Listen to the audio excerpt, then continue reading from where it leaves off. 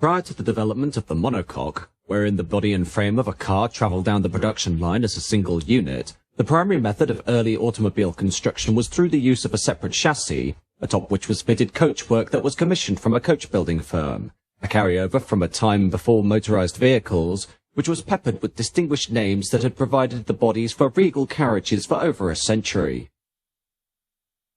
Among these names was Vanden Plas, one of the longest and last surviving coach-building firms, which, through an evolution of its craft, managed to survive the mass extinction of coach-building companies during the 1950s and 60s, and continued to see its name appear on modern cars right up until 2009.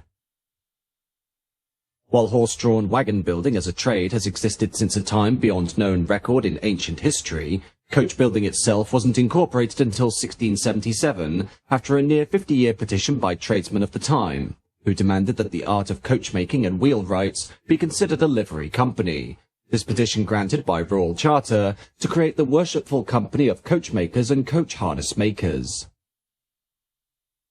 From this, dozens of individual coachmakers rapidly emerged to provide the bodies and wheels for carriages and coaches in the use of public service, such as the stagecoach, and for private owners, including the established gentry and royalty. The story of Vanden Plas begins in Brussels, Belgium in 1870, and was founded by blacksmith Guillaume Vanden Plas and his three sons Antoine, Henri and Willy, who initially produced axles for horse-drawn carriages, the success of their venture allowing them, by 1884, to move the company headquarters to Antwerp, while opening branches in Paris and Brussels, the company having expanded to a workforce of 400 men producing 300 special bodies per year by 1908. In 1906, the Vanden Plas name first appeared in Great Britain as the provider of bodywork for cars of the Metallurgique brand, a Belgian automaker based out of Marchiennes-au-Pont, and in 1913, the firm established an English branch through dealerships operated by Warwick Wright, a London-based sales agent, building bodies under license from Vanden Plas, Belgium. In World War I, Vanden Plas' UK operations were switched to aircraft production, and the firm was purchased by the Aircraft Manufacturing Company of Hendon, incorporating Vanden Plas Limited in 1917, but due to the suspension of its coach-building work, the Vanden Plas company struggled to regain its footing during the post-war era, and in 1922 fell into receivership, although it did survive in France until 1934, while the final use of the Vanden Plas name under its original Belgian firm was in 1949. Vanden Plas didn't stay dormant for long in the UK, though, as former manager of the firm, Edwin Fox, combined his own capital with that of his two brothers, Alfred and Frank, to acquire the mark and restart the company in 1923, with Alfred as chairman and Edwin as managing director. This was followed by the move from their works at Hendon to a new factory at Kingsbury in northwest London, while taking their first orders for bespoke coachwork from Bentley, supplying over 700 bodies for the company's many models, including the famous Bentley 6.5-litre, between 1924 and the company's collapse and subsequent acquisition by Rolls-Royce in 1931. In 1940, Edwin Fox's son, Roland, took over as production engineer before rising to works director during World War II, and alongside the company's car-building activities, had also formed an association with de Havilland during the 1930s, taking on work for the emerging aircraft industry, and later making a valuable contribution to the war effort.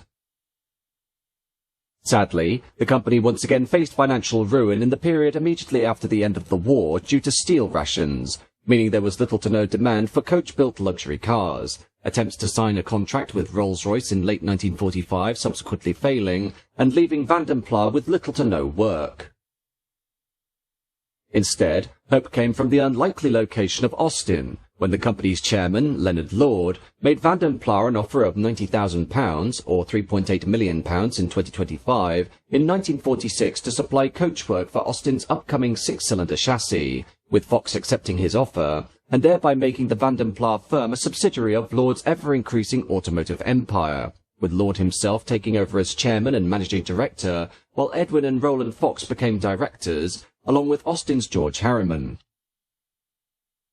The first Austin car to carry Vanden Plas coachwork was the A120 Princess of 1947, the most expensive flagship model in the Austin range, and from then on Austin and Vanden Plas would cooperate in the ongoing evolution of this model throughout the late 1940s and into the 1950s, both in terms of style and mechanical upgrades. This included not only an increased engine size from 3.5 to 4 litres, but also the provision of a longer wheelbase version of the car from 1952, this model being an extremely popular alternative to contemporary Rolls-Royce, Bentley and Daimler products, and found a home with royalty and heads of state across the globe. In 1958, based on the success of the Princess, Lord chose to expand Vanden Plas' role within the company lineup by sending a contingent of 500 Austin A105 Westminster saloons to the Kingsbury plant for a full internal upgrade to the highest possible luxury. This decision being influenced by a rapid demand for higher trim-level specifications in regular saloon cars during the late 1950s that allowed average working families the opportunity to enjoy luxury motoring, but not at Rolls-Royce prices.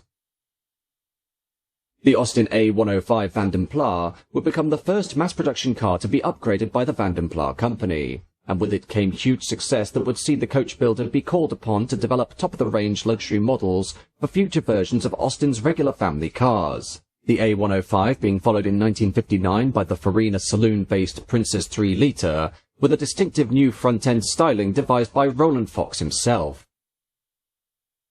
Going from strength to strength, Vanden Plas was launched as its own brand in 1960 under Lord's overarching car-making company, the British Motor Corporation, which included both Austin and Vanden Plas, but also former rivals Morris, MG, Riley and Wolseley. The reputation of Vanden Plas for providing bespoke high-end luxury versions of the company's saloon cars, allowing it to hold the same appeal as established car builders like Rolls-Royce and Daimler. This would give rise to 3 models in a hierarchy similar to that of other motoring firms: the Princess 1100, a small family car based on the highly successful Austin 1100, the Vanden Plas Princess 4-litre, which was based off the mid-range Austin A110 Westminster, and the Vanden Plas Princess 4-litre Limousine, a continuation of the original Princess of 1947, now exclusively in long wheelbase form.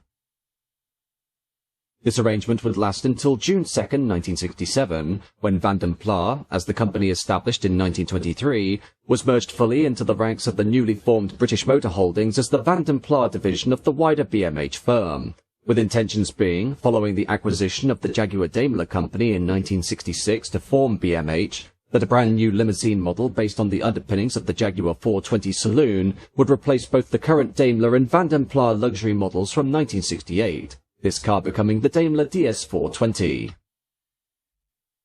While Vanden Plas lost its own brand of cars, the company was still contracted to provide luxury coachwork for the DS420, the body shells being initially constructed by Park Sheet Metals of Coventry, before final assembly and furnishing of the cars was undertaken at Kingsbury, the bare metal shells being phosphate coated, bituminous sealed, baked, primed and finish painted to the highest quality, before being internally trimmed and fitted with their 4.2-litre Jaguar XK straight-six power plants. As the DS420 entered sales, British Motor Holdings merged with the Leyland Group, which included Rover, to form British Leyland during 1968, and the Vanden Plas company saw its range of models trimmed down to just 2 cars, the aforementioned DS420 and the Austin 1100-based Princess 1300 small family car.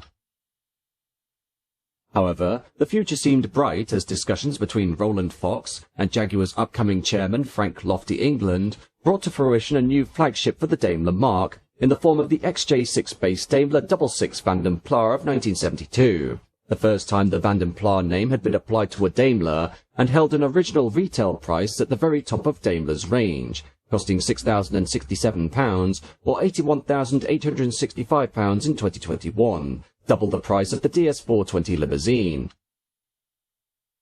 The Series 1 Daimler 66 Vanden Plas was an incredible first step for the company under British Leyland, as the mixture of its handcrafted coachwork and interior, combined with its smooth V12 engine, meant it not only presented a viable competitor to ultra-luxury Maybach variants of the Mercedes-Benz W123, but also the Rolls-Royce Silver Shadow and Corniche, and with the firm now seeing its second major spike in popularity in association with the Daimler marque, the Austin Morris Group formally transferred the division to Jaguar Cars Limited in 1974. This wasn't the end of Vanden Plas' association with Austin, though, as during the same year, the still popular but forlorn Princess 1300, the last model to carry the Vanden Plas Princess name, was discontinued, and instead replaced by a new Vanden Plas variant of the company's new small family car, the Austin Allegro of 1973. The rationale for continuing the sale of Vanden Plas variants of Austin's regular family models being that the 1300 Princess remained a steady income for the firm right up until the end of production, the hope being that an Allegro-based replacement would be able to replicate this success. Launched in the summer of 1974 alongside the revised Mark II Allegro, the Vanden Plas 1500 had been delivered on a very tight budget due to the overall losses being incurred by the wider British Leyland company, with stipulations being that, externally, Vanden Plas could only alter one panel for the restyling process, their choice being to fit the car with a large chrome grille and a reworked bonnet to match the change in this profile. At the same time, proposals were also made to create a Vanden Plas version of the company's new large family car, the Austin & Morris 18 to 2200, later known as the Leyland Princess, the concept again being to refurbish the interior, while styling changes externally would be restricted merely to the bonnet and grille.